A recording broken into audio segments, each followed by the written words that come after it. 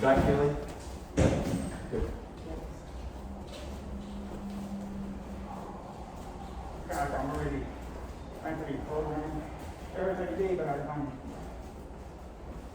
still the day, you know, so I can function. Excellent. However, Excellent. very awesome. So I've been doing it Tomorrow.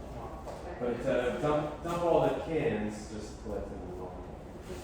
How's the leg doing? Any injuries? From, so it won't go up all the way or? I feel pain. Okay. Well, then we're gonna play with that for a second. Did you hear what he said, sir? Sure. Tell us, go ahead and come on over when you get stretching out a little bit. Do you mind if we experiment? And let's say something like just being a regular side hold. Yeah. If it was this, it's like a lot of pain. See that one? Oh, we were just talking about this in this last class. Are you ready? Yeah. Do you remember where it is? Do you know what we're gonna do? Do you know what we're gonna do? Do you remember the point?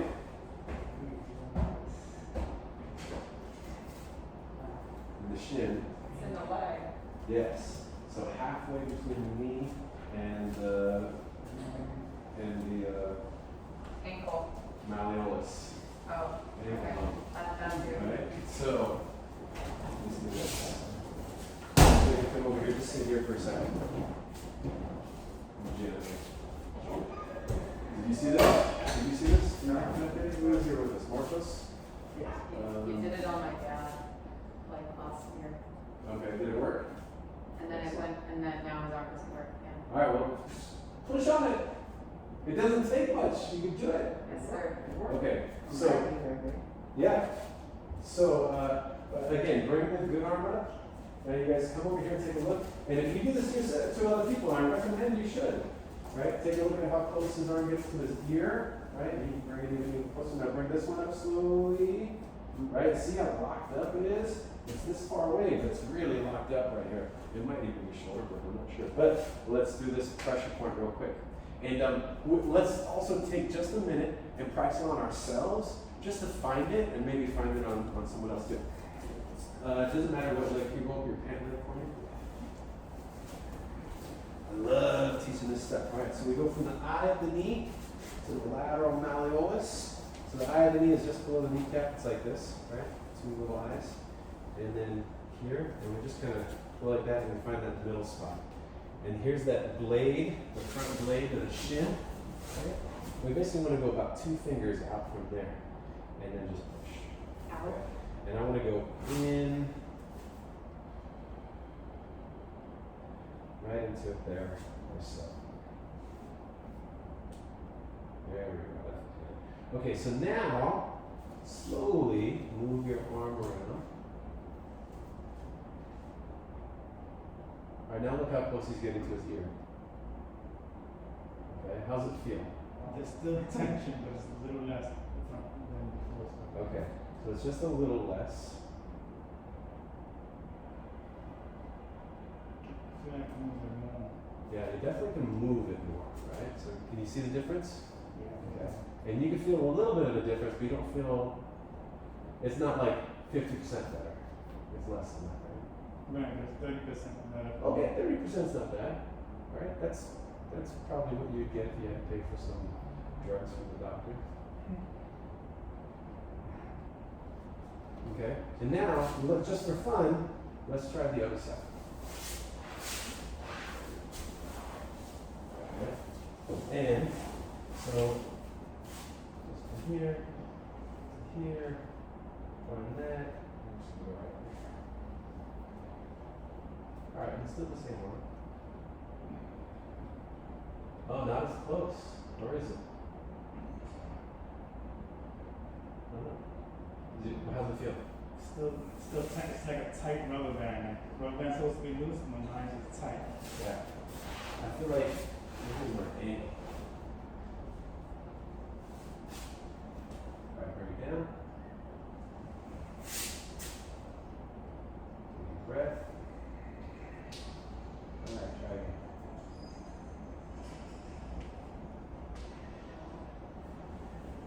That's awesome.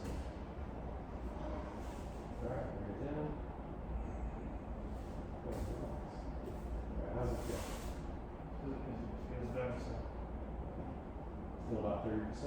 Yes. Right. So not bad. 40% less pain and more mobility is pretty good. You know, and last week we did it. It was like from Matthew, it just like went away. We gotta check Matthew. Okay, I'll give him a minute. We'll ask him how he's feeling now after doing it. But so at this point, if you're gonna find it on yourself, it's harder to measure on yourself because you can't like reach. So you just kind of gotta go roughly halfway, right? Find that shin bone. You go about 2 or 3 fingers over. And see if you can just find a spot that feels good. Now, it's obviously if you don't have a shoulder problem to solve with this, you can't tell if it's working or not. But this is called the Throttle Shoulder. How's your shoulder after doing this? I can still bring it up. Wow, really? That looks great when you did that, right? Yeah, it's so far it hasn't gone back. Wow, that's fantastic. All right, good. So you can work it yourself. You can use a knuckle to get in there. You can even just Chinky Kwan. It's good for Chinky Kwan, absolutely. Use your first knuckle that we use. And you can just kind of hit it a little bit yourself, right?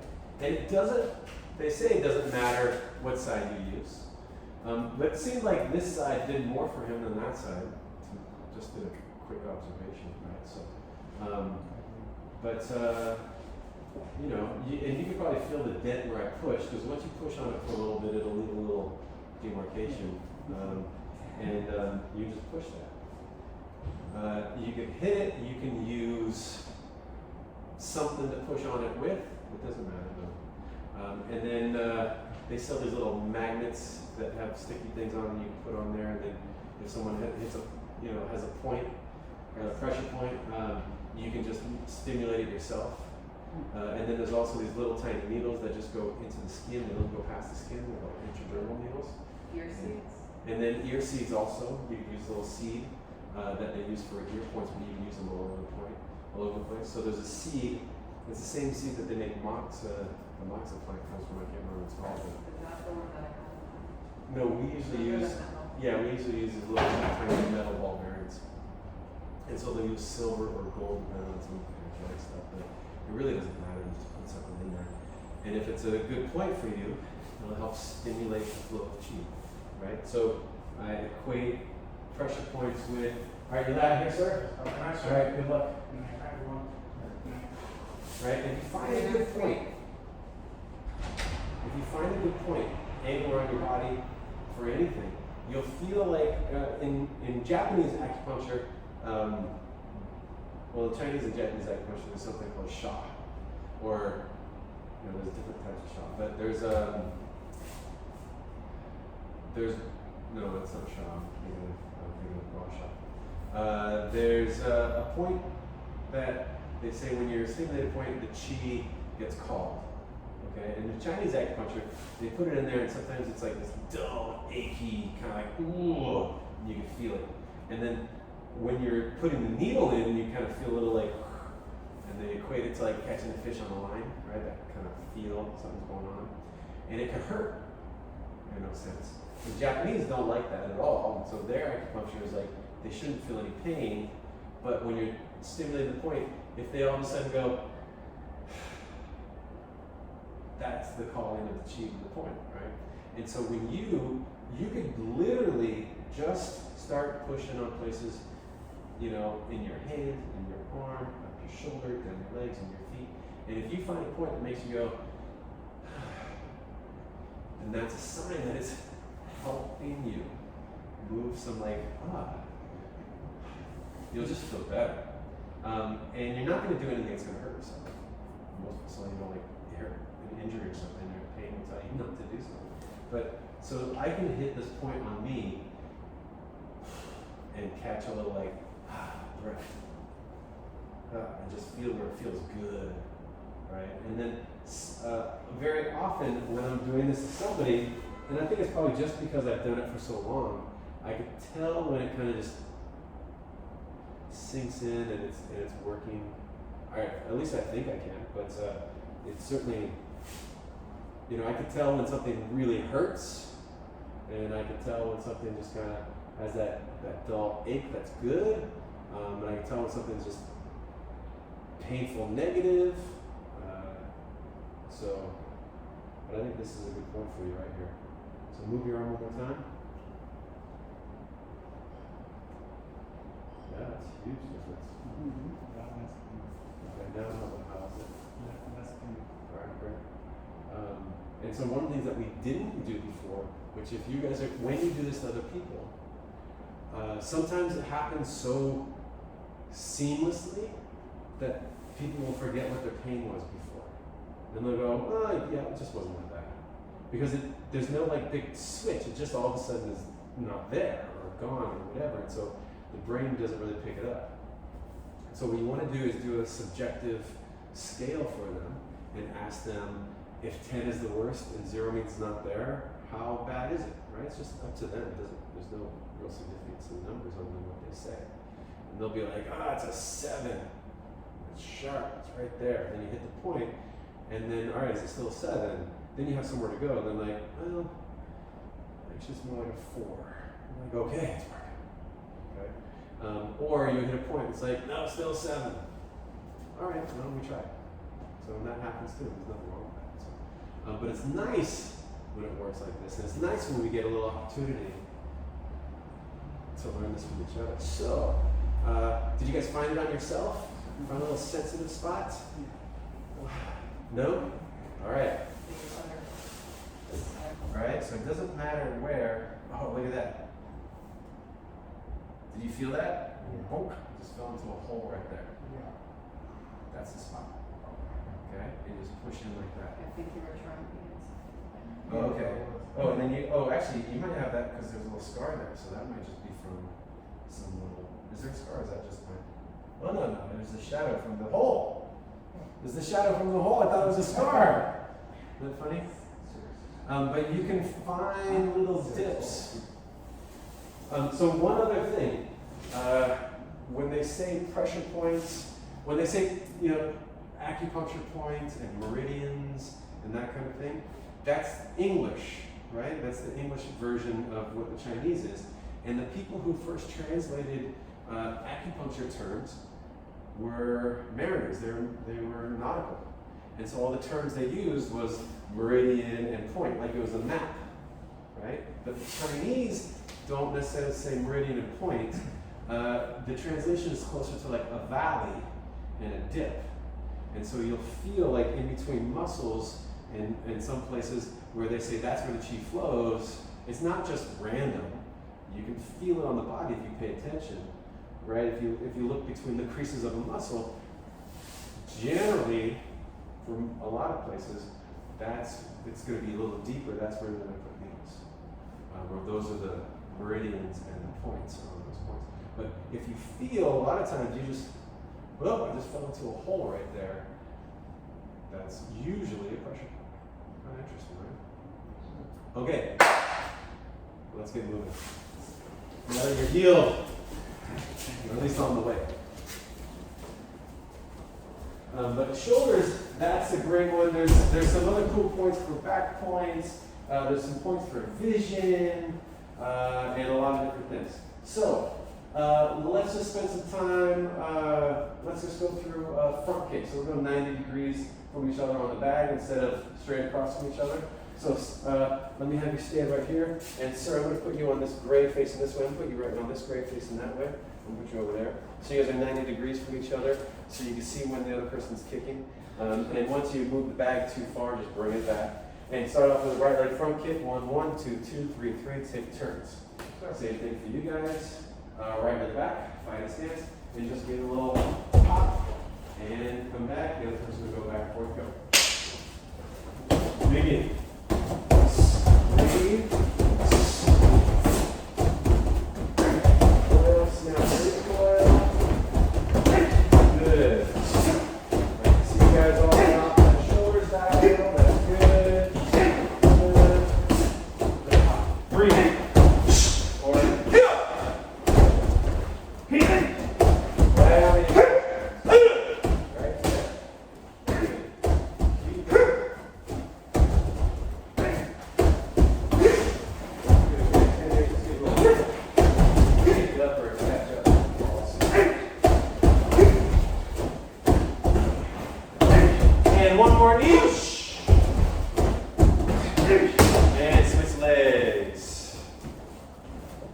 Begin when you're ready. Left leg.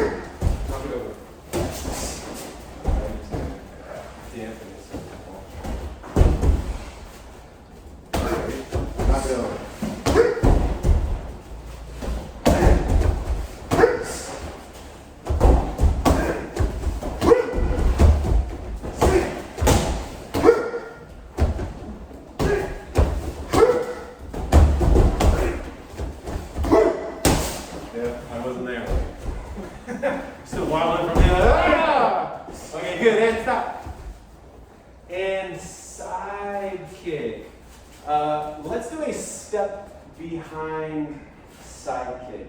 Step behind side kick. So from a fighting stance, you're going to step, point your heel at the target. You're literally going to turn your butt and your back to the target, but keep looking at it and kick and come back. So it's going to go 1, coil, 2, 3, and 4. Step, kick, step, back, eyes on the target. Eyes on the target. Begin. Take your time. Really, we're going to do the heavy bag, guys.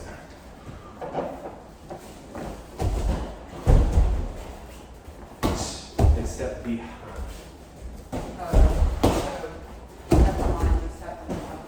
So front leg's going to kick. You're using this leg, whichever one you want. There you go. We're going to switch step behind. Yes. Yes.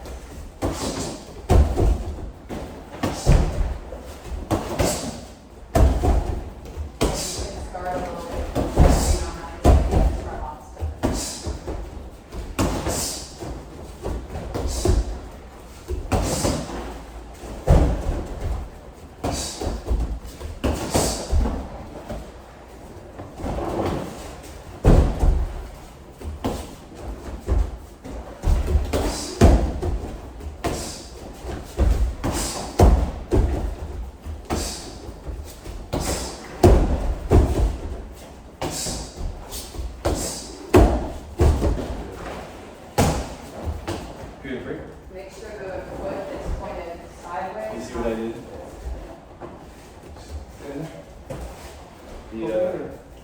The sand started moving to this side. So I got too easy to knock over, so I turned it, and then it was hard to knock over. Wait, Joy is more open kick every time. Yeah. Right. Not. Because It's great, but normally sometimes I purposely don't tell that to people. Because then it starts knocking over, and like the kid's like, "Oh, I'm doing it!" I felt great. But I was already doing it. So get the water when it levels itself out. Okay, and switch feet. Begin when you're ready.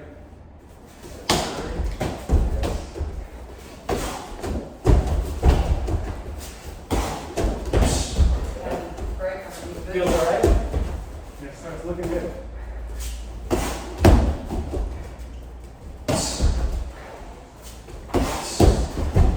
Breathe.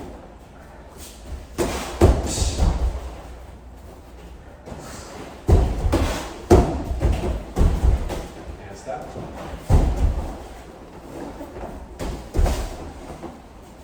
Good.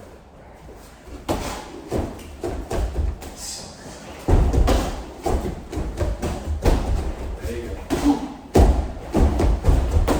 Yes. Land it.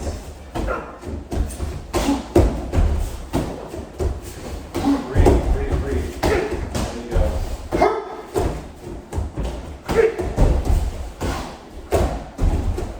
And coyote. Okay. Breather.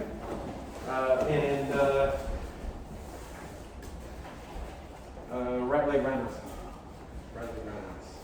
So, with the right leg back, again, make sure that you pivot that standing foot. Turn your body. So just gonna hip, knitting needle pointing straight up to the sky. Kick with the shoelace part of your foot, just turn your body. And begin.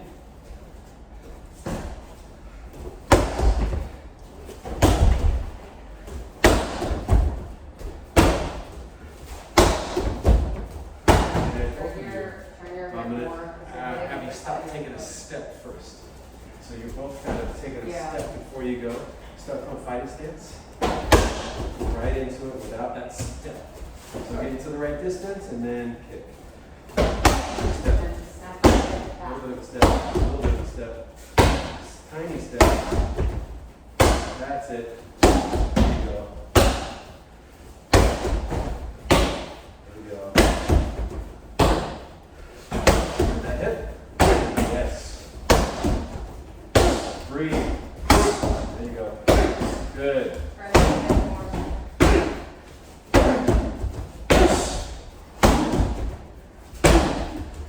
That hip. Turn hip. Turn that way. And last one. Go.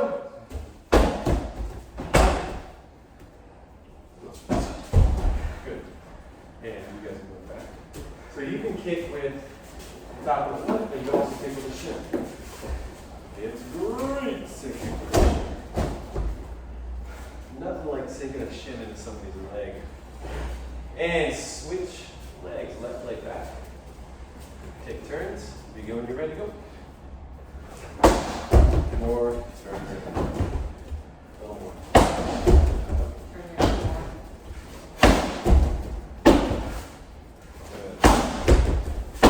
I want that hip to not get off the side. I want it to turn straight above you.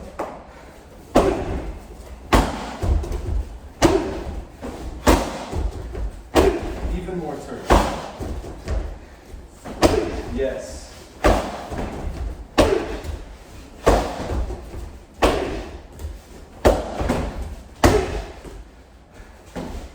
Turn that body.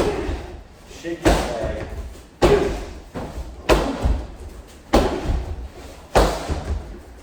Last one. Good. All right, those are some of my favorite kicks. Probably a spinning back kick is the next one that I would use most often. More than inside crescent, outside crescent. The thing that I like about the inside crescent and outside crescent isn't the effectiveness of fighting with it, but the effectiveness of training with it and how it strengthens up the hips. So I might throw an outside crescent sparring with somebody. I would never throw an outside crescent kick in the ring or in a fight. I don't think. I mean, unless it just showed up and it happened. But kicking things with crescent kicks strengthens up the hip and the knees and the lateral part of the body so that you can get the stronger hips. Okay? Same thing, inside crescent. I can't imagine. I mean, I did it to people sparring. You get it over someone's shoulder, get a little slap to the face type of thing. And potentially you can get some power in it. You've got to have good timing and good flexibility to do it. And strength and a lot of practice. Front kick, side kick, and roundhouse, I think, you could really do some stuff with those. But the inside crescent kick isn't really, you're not going to kick it in the body. It's not very good, but it's great for strengthening up the hips, protecting them so that you have stronger everything else. So that's my opinion of crescent kicks. And you could do some flashy, cool stuff with them. But so now go through them. Start off a little light, get a little stronger as you go, and see if you can feel the hips getting stronger and the body just developing more power. Challenge your height. So each one you're going to try to get a little bit higher, a little bit higher, a little bit higher, a little bit higher. So you work that flexibility. Okay. And right leg back. Right leg. Let's do inside crescent. Inside of the foot hitting. Begin. Go points up. Breathe.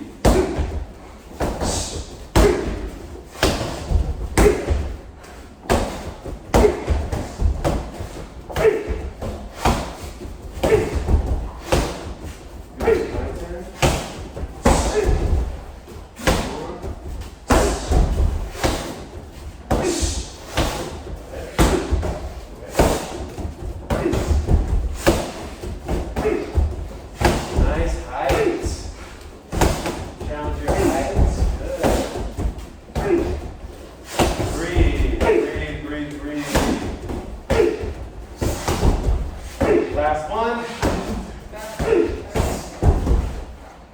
And left leg.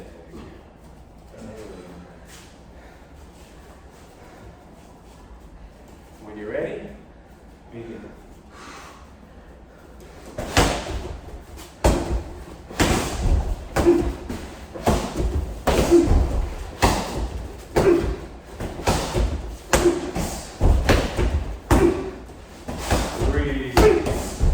Loud breath, forcing more oxygen into the bloodstream.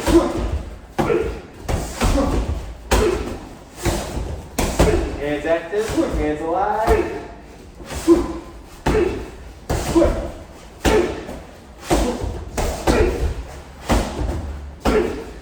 Inside of the heel, inside of the heel.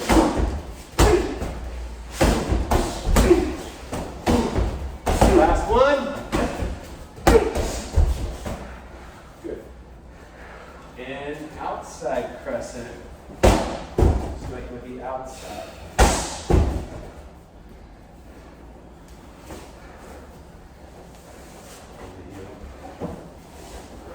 I used to be able to, when I was a teenager, flexible, do an outside crescent, just knock the bill of a friend's hat off, just kick it off their heads, without actually kicking them in the head.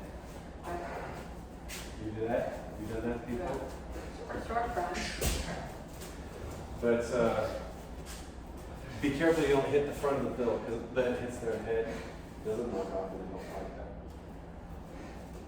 Hit the side, just like my glasses.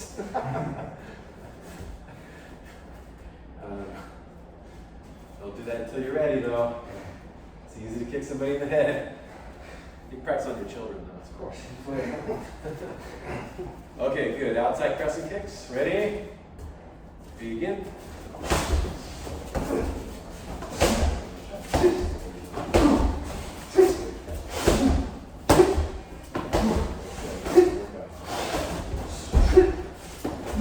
Hit it. Hit it.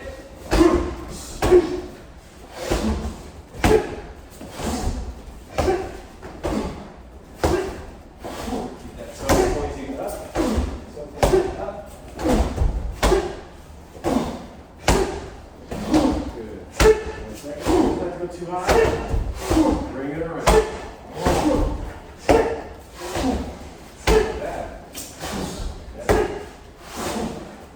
Notice what your shoulders do to kind of pull that thing across. And last one. Switch legs.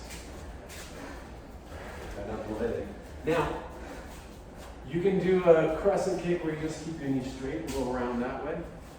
The way I actually originally learned in Hapkido is with a coil and a snap. The way they taught when I worked for Taekwondo places, they just said, bring the leg around in a circle. And later taught a coil. But that coil, if you do the coil, will give you some width to the kick. Either one is fine. Okay, left leg. Begin.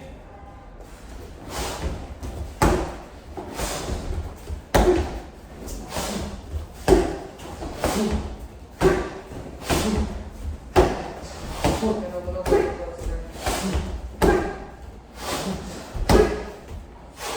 Your kick is starting to walk into the side.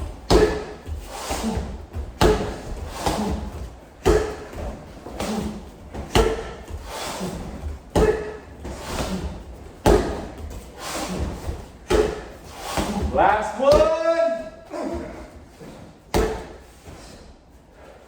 Shut. Relax. All right. Put these back against the wall. Go ahead, gentlemen.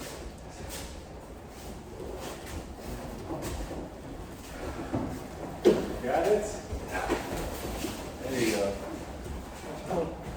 Okay, slide onto the grid. Seems to be a good spot.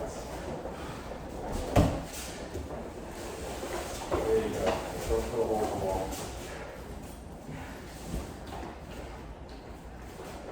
Good. Grab a quick sip of water, but not too much. Go. Quick, quick, quick. You're welcome.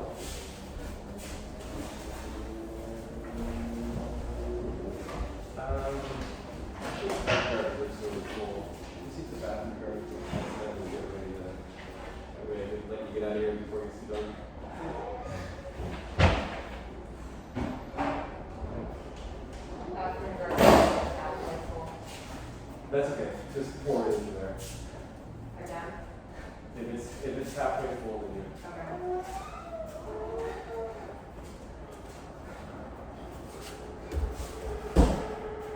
Okay. Okay. Let's do some pushing. There's one of the forms that we do in green and blue belt level is called 7 elbows. And so basically from here, if someone's punching at you, you block and step in and grab it, and then you do an elbow, and then pull their arm, do another elbow, let go of their arm, do a rising elbow. That's the first 3. 4, 5, 6, 7. But at the end of it, you do a push, and you sit. So as you push, you drop it down low, and then we turn and we actually face the other direction, and do it again going the other way. But the push is the main thing. And so from, if you have a good shoulder, or chest, from the chest or shoulder of your partner, I'll do the same partners for now. I want you to, one, if I stay up and push him, I can push him back, right? But if I sit, there's like a little, feel that compression in the chest and there's more power, right? And so from here, I basically just drop to get the power to push. Gives me a solid base, but it's stronger than if I just push the chest. And you're stepping back from me. Now stay strong. Don't move, right? He's leaning in, but that's okay. Right? This is a challenge. Stay as strong as you can. It's a little bit down. Right? So if I push this way, that's one way. But if I drop, you feel the difference, right? You feel it in your breath too. The answer? All right. So if I push this way, all right, that's some strength I have to use. When I drop, you get back. Feel that it compresses you and you move. Right.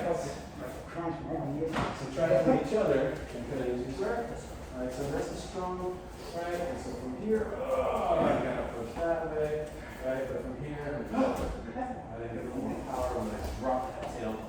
Can I push your serve? So 1, pushing that way. 2, so practice is pushing each other. And you can do it from the chest, you do it from the shoulder if it's a good shoulder. Right? This shoulder's okay, right? Yes, sir. The back. Definitely. So, you can get another bag. I wouldn't double it up. It's fine. You just put it over and dump it over and tie it up.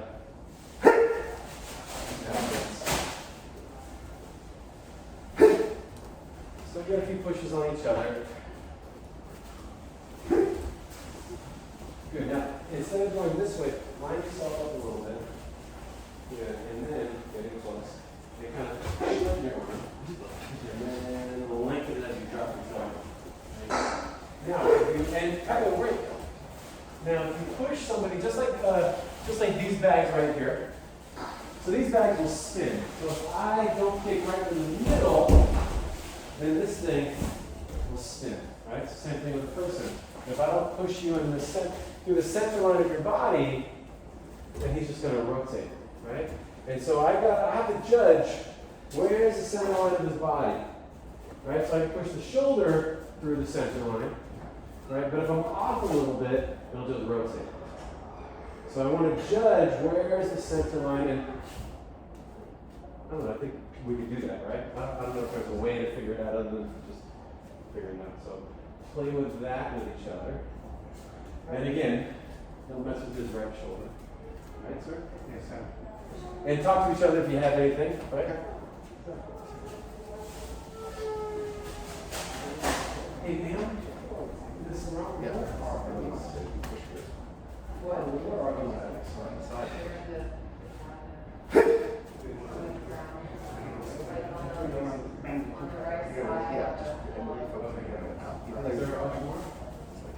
There's the box is not full.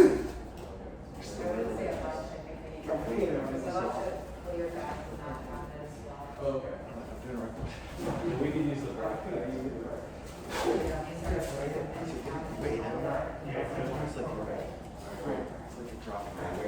Now I'm going to change your footwork. So instead of doing this, turn your body sideways. There you go. And now, drop it down.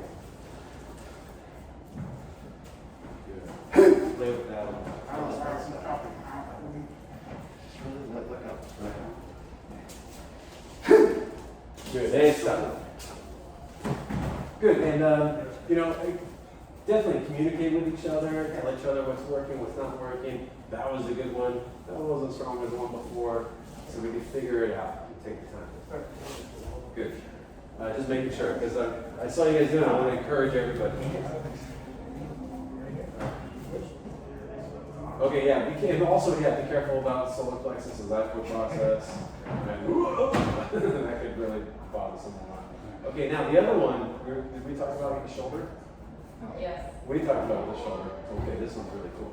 So you can either get your center of gravity low to push the other person, or you can get their center of gravity high. Alright, so stay strong, right? If I push him here, very strong, right? I could probably get him going, okay? But if I grab onto his arm and raise it,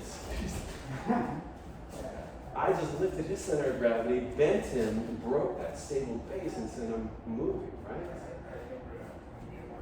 Okay, good. Yeah, it's a fun one. So from the side, so if you end up on the side of somebody, just push them in there. Stay strong, right? Just push them in there. It takes a little power. From here, I'm just going to grab, lift, and drive.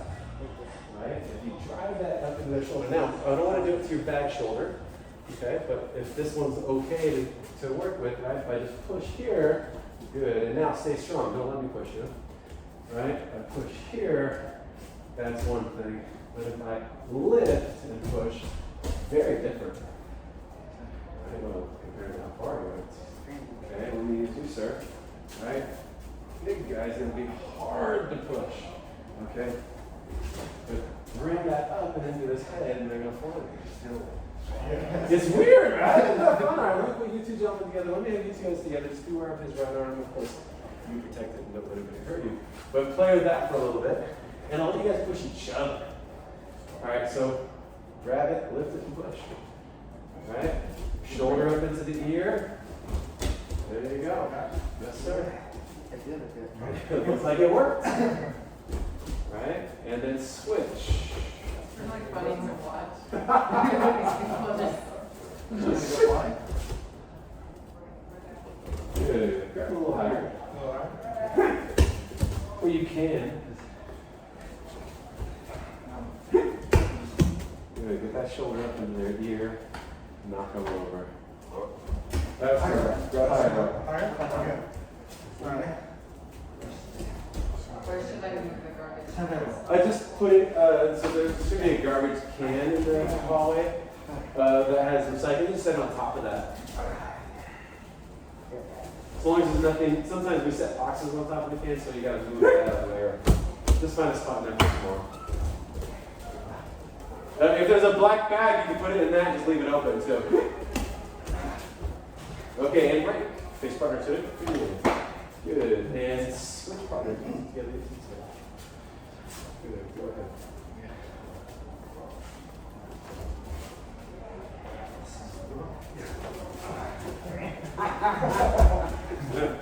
It does look almost comical at first, right?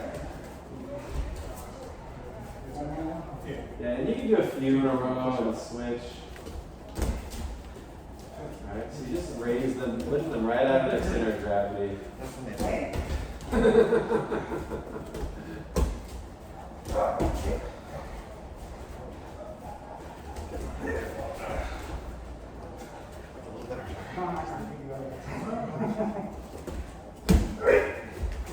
Good. And relax. Alright, so to me. Alright, so some fun ways to move people around. Any questions on that? Is this leading to eventually taking someone down? Well, it absolutely could turn into someone taking someone down. Now, if I send you just get away from me type of thing, then I won't. But if I can step in behind and start doing some other things, you can do some takedowns on it. But for now, it's mostly just move back, get away from me. So yeah, so that would be the back up for a moment. Right. But then that gives you time to set up for when you come back. That's Sure. Yeah, Or get out of there. right? Get somewhere safer. Okay? So if you're in fighting position with somebody, right, and sometimes maybe even just the simplest thing as a right cross, boom, it goes by. You just end up here. If you get, and now I don't even have to grab his arm, I can go right into the armpit to push the shoulder up, and now boom, go behind the door, lock it, and go the other direction. Okay?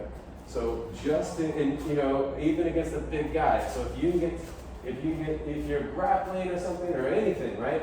You get right here. Boom. You're out, or on to the next, or whatever it might be. Cool. I don't want you to fight anybody here. We'll always look for ways to get to the side, or even better, right behind them. There's actually another technique that I want to go through with you sometime too. That's a bit new for you also. But I don't want to get into it right now because I'm going to get too excited. I'm probably going to keep going. But I have one that when I learned it, I was like, oh, Michael, this might work good for Michael. So, anyways, all right, face this way today. Chungi and Chungi, ready position. That's all right, just stay there. And black belt creed. I am a dedicated martial artist, and I will live by the principles of a black belt: courtesy, integrity, perseverance, self-control, indomitable spirit. All right, thank you, gentlemen, and thank you. And turn face Ms. Brown. Thank you, ma'am. Thank you, man. And thanks, sir. Thank you, sir. My pleasure. Thank you, Thank you, sir. sir. Thank you, sir. Quietly. Thank you, man. Thank you.